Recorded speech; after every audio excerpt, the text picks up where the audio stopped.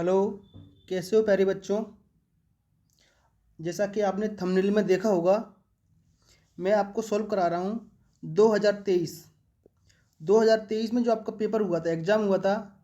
ये main exam paper है, उसी की पीडीएफ मैंने डाउनलोड की है और आज इसी को हम सॉल्व करेंगे। इस पेपर को प्यारे बच्चों हम दो पार्ट में सॉल्व करेंगे। ये आपका पार्ट 1 है, ये आपका पार्ट 1 है। तो बिना देर किए हुए हम अपना काम शुरू करते हैं। बाकी ये डिटेल आप पढ़ लो, ऊपर लिखा हुआ है मैक्सिमम मार्क 75, 3 घंटे का पेपर है। ये आपका मेन एग्जाम है जो हुआ था वो। Read all the questions carefully. मेरे बच्चों, इस पेपर की हर एक चीज़ मैं आपको बताने वाला हूँ। तो जो बच्चे पहले से जानते हैं, उनको नहीं पढ़ना है तो वीडियो को आप थोड़ा स्लो मोड में देख सकते हो या फास्ट मोड में भी कर सकते हो अपनी ज़रूरत के हिसाब से। Read the instructions given. Instruction जरूर पढ़ लें किस क्वेश्चन में आपको क्या करना है।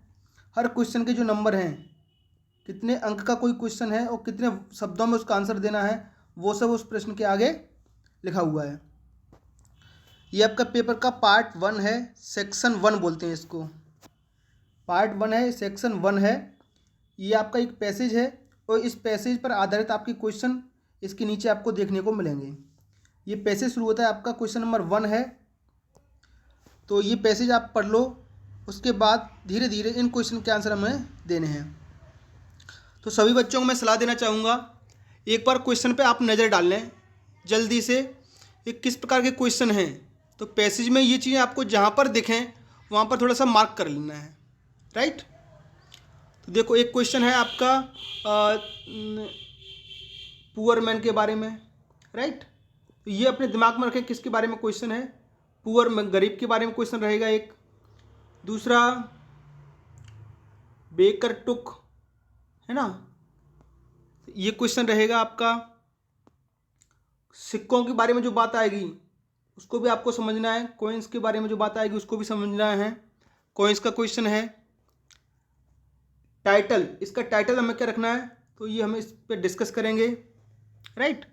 तो चलिए हम अपना पैसेज पढ़ते हैं और इसको समझते हैं, फिर इसके आंसर देंगे। बच्चों, पैसेज को समझना और पढ़ना बहुत ज़रूरी होता है। ऐसे ही आप तुक्का लगाओगे तो कुछ हासिल ना हो पाएगा। पास तो हो जाओगे, लेकिन हम यहाँ पर बात करेंगे 100 मार्क्स के बारे में। अगर आपको मार्क्स 100 लाने हैं तो हर एक चीज़ को समझना होगा। बच्चों, 70 नंबर लाना आसान है, 70 से 80 लाना कठिन है, 80 से 90 या 90 से 100 लाना बहुत कठिन होता है। 80 से 100 तक पहुँचने में बेटा आपको हर एक चीज़ पढ़नी होती है। तो इसीलिए हम एक एक का शब्द का अर्थ समझेंगे और उसको सॉल्व करेंगे, राइट। चलिए तो देखते हैं। There once was a stingy baker. Stingy मैंने होता है आपका कंजूस। स्टिंगी का मतलब होता है कंजूस। आप एक रजिस्टर ले लें, पेन पेंसिल ले लें, इसको समझते रहें। बेकर, बेकर माने जो आपका केक बनाता है, बिस्किट बनाता है, उसको हम कहते हैं baker. There was a stingy baker, a poor man would stand outside his bakery. जो बेकरी, उसकी दुकान को क्या कहते हैं, बेकरी कहते हैं। उसके आगे एक गरीब आदमी खड़ा होता था, प्रतिदिन खड़ा होता था। एंजॉइंग द नाइस स्मेल, किस लिए खड़ा होता था वो, उसकी खुशबू को सूंघने के लिए। याद रखना, किस लिए खड़ा होता था बच्चों, खुशबू को सूंघने के लिए। जो ब्रेड वो सेकता था उसकी खुशबू को सूंघने के लिए खड़ा होता था। The baker was very angry at the poor man. Baker उस पर गुस्सा होता था। ही felt that anyone who smelled his delicious products. वो कह रहा है इसके जो लाजवाब जो प्रोडक्ट्स हैं, जो केक वो बनाता है, जो बेकरी वो बनाता है, उसकी खुशबू जो कोई भी सूंघेगा तो पे फॉर द स्मेल, उसको सूंघने के भी पैसे देने होंगे। So he took the poor man to the court.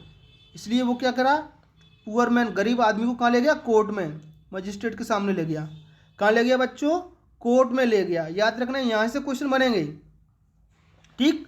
आगे पढ़ते हैं। द जज hear the baker's complaint patiently, then he asked the poor man do you have any money. तो जो जज था, कोर्ट का जो जज था, उसने बेकर को धैर्यपूर्वक सुना। पेशेंसली माने होता है धैर्यपूर्वक, धैर्यपूर्वक सुना। उसके बाद देन THEN देन माने उसके बाद ही आस्क्ड द पुअर मैन, उसने उस गरीब आदमी से पूछा डू यू हैव मनी, क्या तुम्हारे पास पैसे हैं। मनी माने पैसे। The poor man searched his pocket, गरीब आदमी ने अपनी पॉकेट माने जेब को खंगाला। एंड प्रोड्यूस 2 स्मॉल कॉइन्स, है ना।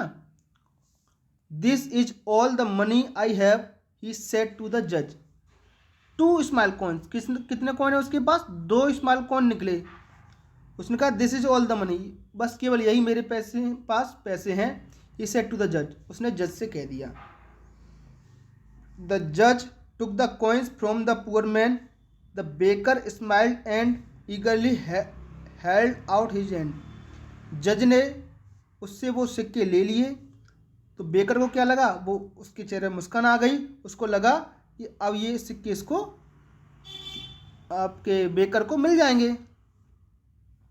बट द जज did not give the baker the money, लेकिन जज ने उस बेकर को पैसे नहीं दिए। He only jingle the coins together, एक दूसरे सिक्के को लेकर के हाथ में उछालता रहा, है ना। जैसे एक सिक्का ले लिया, इस हाथ से इस हाथ में डाल दिया, इस हाथ से इस हाथ में डाल दिया, इसको कहते हैं जिंगल्ड। क्या कहते हैं इसको, जिंगल्ड, उछालना। He then return them to the poor man, उसके बाद उसने वो सिक्के आदमी को लौटा दिए। सेइंग, ये कहते हुए punishment should fit the crime, बोला जो उसने क्राइम किया उसका सजा उसको मिल गई। क्राइम क्या था उसका, ये खुशबू सूंघने का, ठीक। The Prince for the price for the smell of bread shall be the sound of money. उसने कहा ये जो खुशबू इसने ली है, स्मेल, जो खुशबू इसने ली है, उसकी कीमत क्या हो गई, सिक्कों की आवाज़ हो गई, sound of the money, right. तो बच्चों हमारी ये पूरी की पूरा पैसेज हमने पढ़ लिया है। इस पर जो मैंने टिक कराए थे आपको उस हिसाब से आंसर देना है। The poor man stood outside the bakery. अब पहला प्रश्न आपके सामने है कि बेकरी के बाहर वो क्यों खड़ा था। तो मैंने आपको बताया किस लिए खड़ा था, to enjoy the smell of baking bread, smell के लिए खड़ा था, है ना। किसके लिए खड़ा था प्यारे बच्चों, वो स्मेल लेने के लिए खड़ा था। ये यहाँ भी लिखा हुआ है, देखो, एंजॉइंग द नाइस स्मेल लिखा है यहाँ से। एक तरीका और भी है, क्वेश्चन में आपको स्मेल शब्द मिल रहा है, तो स्मेल के पास में क्या मिल रहा है, ठीक, यही आपको आंसर मिल जाएगा। तो स्मेल के लिए, ठीक है। आउटसाइड द बेकरी ये क्वेश्चन मिल रहा है, तो आउटसाइड द बेकरी के पास में स्मेल आ जाएगा, राइट। दूसरा question, the baker took the poor man to. Baker उस गरीब आदमी को कहाँ लेके गया था, कहाँ लेके गया था, वो कोर्ट में लेके गया था। तो टुक द पुअर मैन, बेकर और टुक कहाँ पर लिखा हुआ है ये देख लो, वहाँ से मिल जाएगा। अगर आप समझ गए तो आंसर मिल ही जाएगा आपको, वरना आप शब्दों को मिलाकर भी इनका आंसर दे सकते हो। तो बेकर टुक कहाँ लिखा है ये देख लो, he felt that anyone smell delicious so he took the poor man, देखो लिखा है took the poor man coat. तो टुक के पास में क्या लिखा है, कोट। तो ऐसे शब्दों को मिलाकर भी आप आंसर दे सकते हो, पर 100 में से 100 नंबर लाने हैं तो पूरा पैसेज पढ़ना होगा, समझना होगा, राइट। तो थोड़ी सी ट्रिक है, उससे भी आप कर सकते हो। अगर नंबर पूरे लाने तो समझना होगा। तो कोट में ले गया, how many coins were found in the poor man's pocket, गरीब आदमी की जेब में कितने कॉइन्स मिले। तो कॉइन्स फाउंड कहाँ लिखा है, अगर आपने ये पैसे समझ लिए तो इसका आंसर आ जाएगा 2। लेकिन फिर भी आप देख लो कॉइन्स वर फाउंड कहाँ लिखा है, coins were found pocket, coins were found pocket लिखा है, देखो पॉकेट लिखा है, 2 कॉइन्स लिखा है, 2 कॉइन्स यहाँ से मिल गया पॉकेट और 2 कॉइन्स, कितना लिखा है ये 2 कॉइन्स, तो 2 सिक्के हो गए। अगला प्रश्न, give a suitable title. Suitable title का मतलब होता है शीर्षक, इसे हिंदी में आता है आपने पूरी कहानी पढ़ ली और उसका शीर्षक बताना है आपको कि इस कहानी का उपयुक्त शीर्षक क्या है। सूटेबल टाइटल मतलब उपयुक्त शीर्षक। तो इसका उपयुक्त शीर्षक किंगडम ऑफ फूल्स, मूर्खों का राज, लव्स नहीं, देयर इज ए विल, जहाँ इच्छा वहाँ राह नहीं। इसका आंसर होगा बच्चों डी। इसका मतलब होता है टिट फॉर टैट का मतलब होता है जैसे को तैसा। टिट फॉर टैट का मतलब होता है जैसे को तैसा। अब इस कहानी को आप पढ़ोगे तो समझ गए होंगे बच्चों कि उसने क्या है, मिठाई बेकरी को देखा था, उसकी खुशबू ली थी ना, बेकरी तो नहीं ली उसने। तो इसीलिए उसको जो दुकानदार था, बेकर था, उसको क्या मिला, सिक्कों की आवाज़। सिक्के थोड़ी मिलेंगे उसको, तो जैसे को तैसा मिल गया। लास्ट क्वेश्चन बच्चों आता ही आता है आपका। ये क्वेश्चन पूछा जाता है, कभी कभी विलोम पूछता है, कभी कभी पर्यायवाची पूछता है। विलोम मतलब अपोजिट, उल्टा, ठीक। और सेम इन मीनिंग तो पूछा आपका पर्यायवाची। तो यहाँ पर अपोजिट पूछा गया किसका, रिच का। तो रिच का मतलब होता है बच्चों धनवान। रिच का मतलब होता है धनवान। धनवान का उल्टा क्या हो, गरीब, ठीक। तो धनवान का क्या हो जाएगा, गरीब। पुअर माने, और ऑनेस्ट माने ईमानदार होता है, स्टिंगी माने कंजूस होता है, और जज का मतलब जज ही होता है। तो रिच का विलोम क्या हो गया प्यारे बच्चों, रिच का अपोजिट हो गया आपका पुअर, ठीक है। तो चलिए और आगे बढ़ते हैं। तो सेक्शन ए का ये पैसेज था आपका, इस तरीके से आप करोगे तो आपको 5 में से 5 मार्क्स मिल जाएंगे। अगला पैसेज और है, दूसरा पैसेज आपके सामने है, चलो इसको भी पढ़ते हैं। राइट, क्वेश्चन किसके बारे में वो देख लो। वेंट टू टैंक, टैंक के बारे में। बी जो मधुमक्खी है वो टैंक में क्यों गई। Who saved the bee, bee को किसने बचाया, ये प्रश्न आएंगे आपके सामने। तीसरा प्रश्न, what did the bee feel, bee को क्या फील हुआ, है ना। It was saved by the dove, dove ने बचाया तब। हु डांस्ड, दर्द में कौन नाच रहा था। और ये जो शब्द आएगा एक टम्बलिंग, हर पैसेज में आएगा, इसका क्या करना है, मीनिंग। ये मतलब मीनिंग मतलब पर्यायवाची। टम्बलिंग जो शब्द आएगा उसका समझना क्या आपका पर्यायवाची हो सकता है। ये भी प्यारे बच्चों 10 नंबर का रहेगा, 5 नंबर का रहेगा। तो इस तरीके सेक्शन ए हमारा होता है 10 नंबर का। 2 पैसेज आएंगे 5-5 नंबर के। चलो इसको भी समझते हैं। Read the following passage carefully, अर्थ बता देता हूँ मैं आपको। ये पैसेज आपको सावधानी पूर्वक पढ़ना है, केयरफुली माने सावधानी पूर्वक। Answer the question given below it, इसके नीचे, बिलो माने नीचे, इसके नीचे जो क्वेश्चन दिए गए हैं उसके आंसर देना है। अब बी, बी माने होती है मधुमक्खी जिससे शहद बनता है। वेंट टू अ टैंक, एक टैंक में गई। टू क्वेंच इट्स थर्स्ट, प्रश्न आएगा वो क्यों गई थी, तो क्वेंच माने प्यास को बुझाना, क्वेंच इट्स थर्स्ट, अपनी प्यास को बुझाने के लिए। एंड टम्बलिंग इन, और नीचे गिर गई। वाज ऑलमोस्ट ड्रोन्ड, लगभग डूब चुकी थी।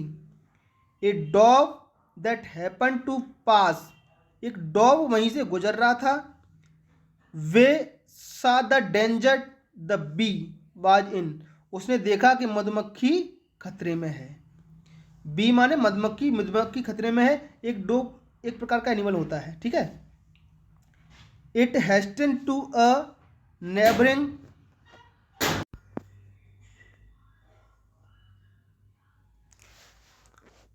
आगे देखिए बच्चों। It hasten to a neighbouring tree, it hasten to a neighbouring tree, neighbouring tree मतलब नज़दीकी जो पेड़ था उसके पास वो गया, नज़दीकी पेड़ के पास वो गया। एंड प्लक ऑफ, प्लक माने बच्चों होता तोड़ना, प्लक ऑफ अ लीफ, एक पत्ती तोड़ी, लीफ माने पत्ती। Dropped it into the water, और उसको कहाँ डाल दिया, पानी में। बिफोर द बी, प्यारे बच्चों बिफोर का मतलब होता है पहले, लेकिन यहाँ बिफोर का मतलब होगा सामने। क्या होगा बच्चों, सामने। उसने जो मधुमक्खी थी ना बी, बी के सामने डाल दिया। जल्दी से नज़दीकी पेड़ के पास गया, पत्ती को तोड़ा और मधुमक्खी के सामने पानी में डाल दिया। The bee climbed on to the leaf, मधुमक्खी पत्ती पर चढ़ गई। ड्राइड इट्स विंग, अपने पंखों को सुखाया और उड़ गई। कहाँ पर? टू इट्स हाइव, हाइव माने होता है छत्ता, जो मधुमक्खी का छत्ता होता है वहाँ पर उड़ गई। फुल ऑफ ग्रेटिट्यूड माने, ग्रेटिट्यूड माने कृतज्ञता, ये थोड़ा कठिन शब्द हो जाएगा, आप धन्यवाद समझ लो। जब आपकी कोई मदद करे तो आप मन ही मन क्या सोचते हो कि ये अच्छा आया, तो उसको ग्रेटिट्यूड बोलते हैं, कृतज्ञता बोलते हैं। तो आप सिंपल शब्दों में धन्यवाद मान लो। टू द डोव, किसका धन्यवाद किया? डोव का, क्योंकि डोव ने उसकी मदद की थी। That had saved it's life, उसकी ज़िंदगी को उसने बचाया। ठीक है बच्चों, चलिए आगे बढ़ते हैं। अ फ्यू डेज लेटर, कुछ दिनों के बाद। द सेम बी, वही मधुमक्खी, द सेम बी का मतलब वही मधुमक्खी, while returning to its hive, while के बाद बच्चों हमेशा आईएनजी वाली फॉर्म आती है, राइट। किसी काम के दौरान हम कोई काम करते हैं, आगे की कक्षा में आप पढ़ोगे, इनके बारे में आपको डिटेल अभी बताना नहीं चाहता है ना, अभी केवल इतना समझ लो कि वाइल के बाद V4 आता है, मतलब आईएनजी वाली फॉर्म आती है। While returning to its hive, अपने छत्ते की तरफ लौटते समय। After a hard day's work, मतलब पूरे दिन भर कठिन मेहनत करने के बाद वो छत्ते की तरफ लौट रही थी। सो एक क्रूअल बॉय, एक निर्दयी लड़का देखा। लड़का कैसा था? निर्दयी। Taking aim at the dove, aim at मन निशाना लगाना, एम एट का मतलब होता है निशाना लगाना, हाइव पर निशाना लगा रहा था वो, नहीं किस पर निशाना? डोव पर। Sitting upon the branch of a tree, dove कहाँ बैठा था?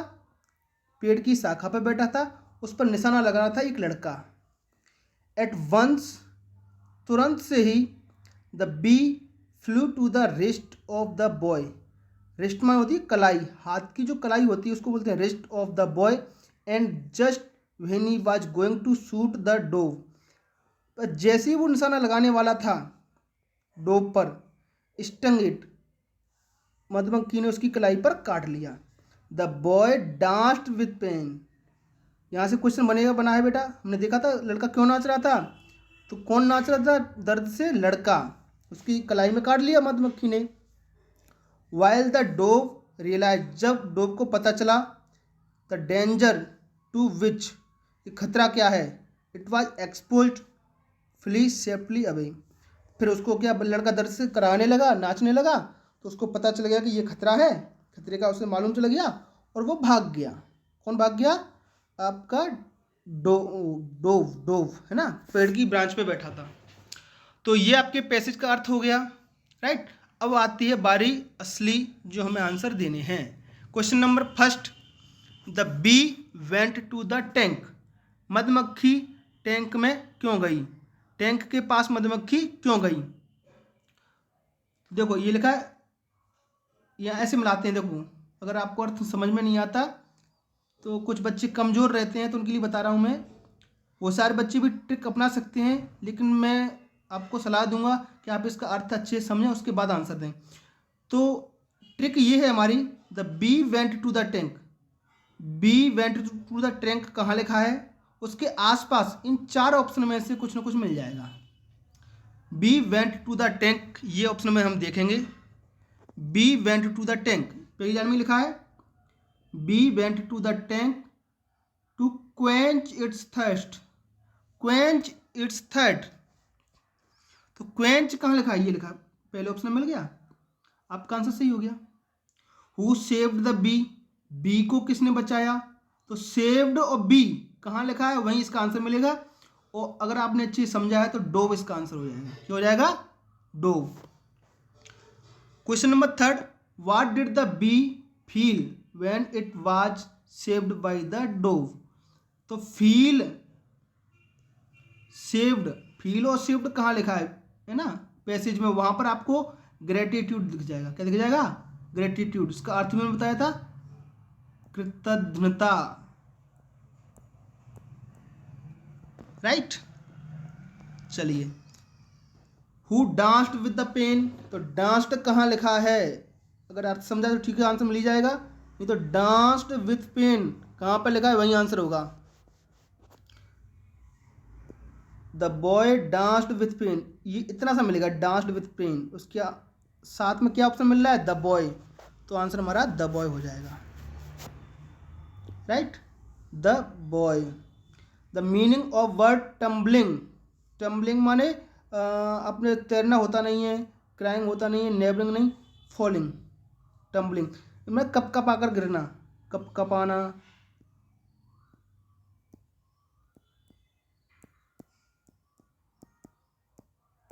राइट। तो आपका बच्चों ये सेक्शन ए कंप्लीट होता है। सेक्शन ए 10 नंबर का रहेगा। हाँ, थोड़ा सा बच्चों को ये हार्ड लगता है, इसलिए मैंने आपको समझा दिया है, राइट। ये पार्ट 1 है बच्चों वीडियो का, तो पार्ट 2 भी हम इसका लेकर के आएंगे, राइट। तो पार्ट 2 या 3 पार्ट में ये हमारा पूरा पेपर हल हो जाएगा। हो सकता है ये वीडियो जो लंबा हो जाएगा, इसलिए मैं आपको इसको पार्ट ए के बाद आपको पार्ट अगला पार्ट बता दूं मैं आपको। चलो इस पार्ट को सॉल्व करते हैं, राइट। पार्ट डी की तरफ बढ़ते हैं, राइट। तो आपका बी और सी मैं नेक्स्ट वीडियो में लूँगा। पार्ट डी की तरफ बढ़ते हैं। ये आपका बच्चों टेक्स्ट बुक से है, जो आपकी इंग्लिश की टेक्स्ट बुक रहती है उससे है आपका, राइट। तो according to Nelson Mandela, what comes naturally to human heart, मानव के हृदय में नेचुरली क्या आता है, तो इसका आंसर है बी, लव। आपने ये किताब पढ़ी होगी, तो नेल्सन मंडेला का जो पार्ट है उसमें इसका आंसर आएगा love, right.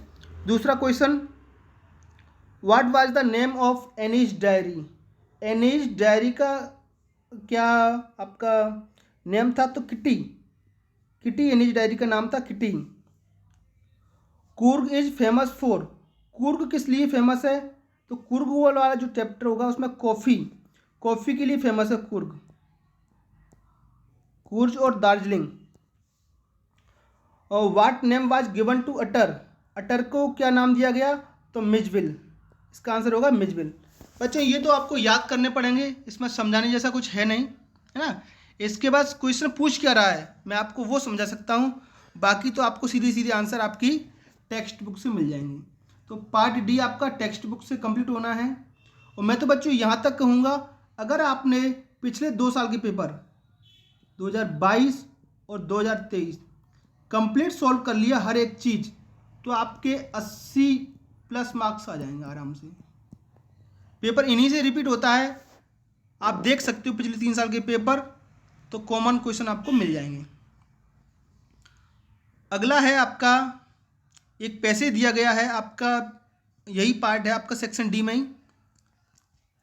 The moon was coming up in the east, है ना, मून चंद्रमा पूर्व में आ रहा है, बिहाइंड मी मेरे पीछे, एंड स्टार्स वर शाइनिंग और तारे चमक रहे हैं, in the clear sky, sky कैसा बच्चों, क्लियर, अबव मी मेरे ऊपर, there wasn't a cloud in the sky, है ना, क्लाउड मतलब घने बादल नहीं थे आसमान में। I was happy to be alone high up above the sleeping countries, मैं जो देश सो रहा है उससे ऊपर था, अकेला था, मतलब ये कोई पायलट है वो उड़ रहा है, उसके बारे में बात हो रही है।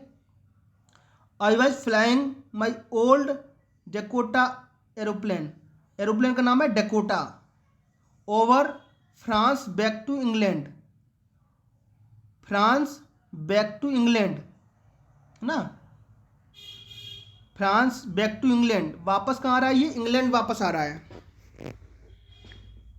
फ्रांस के ऊपर उड़ रहा है, बैक टू इंग्लैंड, इंग्लैंड वो वापस आ रहा है। I was dreaming of my holiday, मैं अपनी छुट्टियों के बारे में सोच रहा था, looking forward to being with my family, और उम्मीद कर रहा था कि मैं अगले कुछ पलों में अपनी फैमिली के साथ होऊंगा। I looked at my watch, मैं अपनी घड़ी की तरफ देख रहा था, 1:30 इन द मॉर्निंग, मॉर्निंग का 1:30 हो रहा था। तो ये आपका छोटा सा पैसेज है, इसके ऊपर बेस्ड आपकी क्वेश्चन है, चलिए देखते हैं। How was the weather when pilot, तो वेदर कैसा था व्हेन पायलट स्टार्टेड फ्लाइंग, तो वेदर, वेदर और पायलट स्टार्टेड कहाँ लिखा है वहाँ से आंसर मिल जाएगा। तो वेदर क्लियर था प्यारे बच्चों, कैसा था वेदर, क्लियर था। Started work signing in the sky above, ये थोड़ा सा कठिन पैसेज होता है तो क्लियर लिखा है ना, इसीलिए मैंने बताया था बच्चों ट्रिक चलती है लेकिन हर जगह ट्रिक नहीं चलती हैं, इसका अर्थ आपको समझना ही पड़ेगा। या वेदर वेदर कुछ नहीं मिल रहा आपको, इसका अर्थ आपको निकालना पड़ेगा। तो क्लियर इसका ही था, इसका ही कैसा था, क्लियर था। पायलट वाज गोइंग, पायलट कहाँ जा रहा था, पायलट बैक टू इंग्लैंड, वापस इंग्लैंड जा रहा था, फ्रांस से जा रहा, ऑप्शन में फ्रांस भी मिलेगा आपको, उसी के पास में फ्रांस भी लिखा हुआ है। इधर देखो कन्फ्यूजन होता है, कुछ बच्चे फ्रांस टिक कर देंगे, over France back to England, वापस इंग्लैंड के लिए।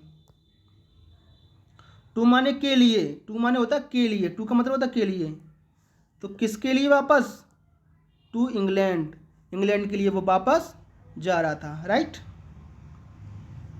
चलिए द अब passage is taken from which lesson, बच्चों एक का मैं आपको देता हूँ, ये पूरा का पूरा पैसेज किस टॉपिक से लिया गया है उसका नाम आपको कमेंट करना है, ठीक है प्यारे बच्चों। तो ये तो आपको टेक्स्ट बुक में मिल जाएगा, नहीं मिले तो मैं इसका आंसर आपको कमेंट बॉक्स में कर दूंगा।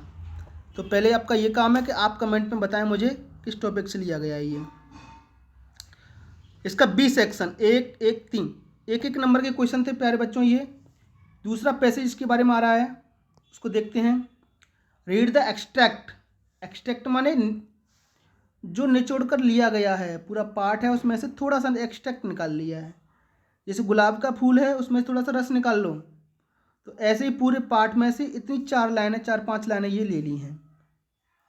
The fog comes on little cat feet, छोटी सी बिल्ली के कदमों में आ रहा है। It sits looking over harbour and city on silent haunches and then moves on, और फिर आगे बढ़ गया। चलिए इसकी क्वेश्चन पढ़ते हैं। वाट हैज बीन पर्सोनिफाइड, पर्सोनिफाइड क्या होता है इसको समझो, इसको हिंदी में कहते हैं मानवीकरण। प्यारे बच्चों अगर आपको नंबर 100 में से 100 लाने हैं तो रटने से काम नहीं चलेगा, हर चीज़ को समझना पड़ेगा। पर्सोनिफाइड होता है मतलब कुछ कविताएं ऐसी होती हैं जिसमें चांद को चलते हुए बता रहे हैं, पेड़ को हंसते हुए बता रहे हैं, तो जो निर्जीव चीज़ें हैं उनमें हम सजीवों जैसी कल्पना करें तो वहाँ पर होता है मानवीकरण, इसको अंग्रेजी में कहते हैं पर्सोनिफिकेशन। तो किसके बारे में बात हो रही है यहाँ पर, किसके बारे में हो रही है, आपके फॉग के बारे में। फॉग माने होता है कोहरा, फॉग का मतलब होता है कोहरा, तो कोहरा के बारे में बात हो रही है। पहले कहा the fog comes on little cat feet, कहाँ गया, एक छोटी सी बिल्ली के कदमों में। It sits looking over harbour and city, बैठे हुए दिख रहा था वो, है ना, फिर धीरे धीरे वो आगे बढ़ गया, ठीक। तो ऐसी बात हो रही है, मतलब ये सजीव है, फॉग को कैसे दर्शाया गया है, मतलब ये सजीव है, इसका मतलब कोहरे का मानवीकरण किया गया है, right. After sitting fog, sitting के बाद क्या हुआ, देखो it sits looking over harbour and city on silent launches, फिर क्या हुआ, डिसअपियर नहीं हुआ है, सिट्स देयर ओनली नहीं, मूव्स ऑन, क्या हुआ, मूव्स ऑन, वो आगे बढ़ गया। गेट्स डेंस नहीं, डेंस का होता है घना हो जाना, घना नहीं हुआ है, वो मूव ऑन ले लिखा है, देन मूव ऑन, ठीक।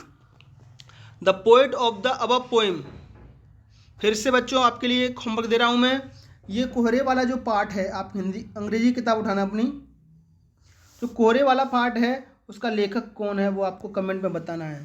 तो 2 क्वेश्चन प्यारे बच्चों मैं आपके लिए छोड़ता हूँ, राइट। चलिए बाकी क्वेश्चन नंबर 11 ये आपके प्रश्न उत्तर हैं, यहाँ से आपको कोई से भी 6 क्वेश्चन हल करने, एनी 6, 1 2 3 4 5 6 7 8, 8 क्वेश्चन में से आपके कोई से भी 6, कोई भी 6 क्वेश्चन आपको हल करने हैं। तो मैं तो बच्चों ये कहूँगा आप 2022 और 2023 सालों के पेपर देखिए, उनमें जितने सारे क्वेश्चन हैं उनको याद कर लो, पूरे के पूरे क्वेश्चन आंसर आपको मिल जाएंगे, राइट। क्वेश्चन नंबर 12 क्या कहता है, answer the following question in 30 words, 30 शब्दों में देना है इसका आंसर, कोई 2, तो ये आपके क्वेश्चन आंसर हैं बेटा, इनमें 3 में से कोई 2 कर दो, ये भी आपके क्वेश्चन आंसर हैं। आप कहो तो मैं आपके साथ इनके आंसर शेयर कर दूं, वरना जहाँ भी आप पढ़ रहे हो या सीरीज गाइड जो भी हो, वहाँ से इनके आंसर आप याद कर सकते हो। बस 22-23 के कितने क्वेश्चन होंगे मेरे बच्चों? 6, 7, 8, 9, 12, 20 क्वेश्चन होंगे बस। अधिकतम 20 क्वेश्चन, मतलब 40 क्वेश्चन आप याद कर लो, आपका ये सेक्शन भी हल हो जाएगा। ये क्वेश्चन आपके 2-2 नंबर के हैं, ये भी 2-2 नंबर के हैं। 30 शब्दों में इसका आंसर देना है आपको। क्वेश्चन नंबर 14 क्या कहता है? How did Wally plan her bus ride, what did she find out. तो ये भी आपके क्वेश्चन आंसर है बेटा। ये क्वेश्चन 3 नंबर का है, ऊपर या नीचे वाले में से एक हल करना है। ऐसे क्वेश्चन नंबर 15 2 क्वेश्चन दिए हैं, कोई सा भी एक क्वेश्चन हल कर दो। क्वेश्चन आंसर बेटा मैं यहाँ लिख कर आपको बता नहीं सकता, आप चाहोगे तो मैं आपको PDF सेंड कर दूंगा। क्वेश्चन नंबर 16, नूडल अवॉइड्स, है ना, ये भी आपका क्वेश्चन आंसर है, राइट। तो आपको प्यारे बच्चों ये वीडियो मेरा फर्स्ट वीडियो है सेक्शन A और D। इसमें हमने A और D कंप्लीट किया है। नेक्स्ट वीडियो मेरा जो आएगा उसमें हम B और C सेक्शन को करेंगे। A और D सेक्शन हमने कर लिया है। तो आपको ये कितना अच्छा लगा वो मुझे कमेंट में अवश्य बताएं, और कौन सा छात्र मुझे किस डिस्ट्रिक्ट से देख रहा है, अपने ज़िले का नाम कमेंट में मुझे ज़रूर बताएं। किसी भी क्वेश्चन में आपको अभी भी प्रॉब्लम आ रही है तो मुझे कमेंट में बताएं। अगले जो हमारे सेक्शन रहेंगे वो C और D रहेंगे। C और D क्वेश्चन में आपका ग्रामर रहेगा, राइट। तो ग्रामर रहेगा, तो ग्रामर के लिए मैं एक तो आपका पूरा पेपर सोल्व कराने वाला हूँ, इसके साथ साथ में ग्रामर को मैं अलग से सारे के सारे क्वेश्चन PDF बना करके आपको पूरे के पूरे उसी पे 5-5, 10 क्वेश्चन की प्रैक्टिस कराऊंगा, राइट। तो उम्मीद करता हूँ बच्चों आपको ये पसंद आया होगा। तो एक बार लाइक और सब्सक्राइब जरूर कर देना प्यारे बच्चों, ताकि मुझे थोड़ा हौसला मिलता रहे और इसी प्रकार मैं आपके लिए वीडियो बनाता रहूँ।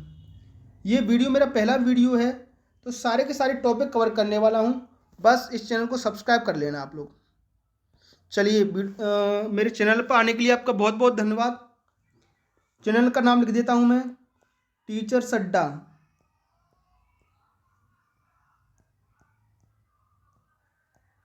MP, ये मेरे चैनल का नाम है। लिंक आपको ग्रुप में मिल जाएगी। धन्यवाद वीडियो को देखने के लिए।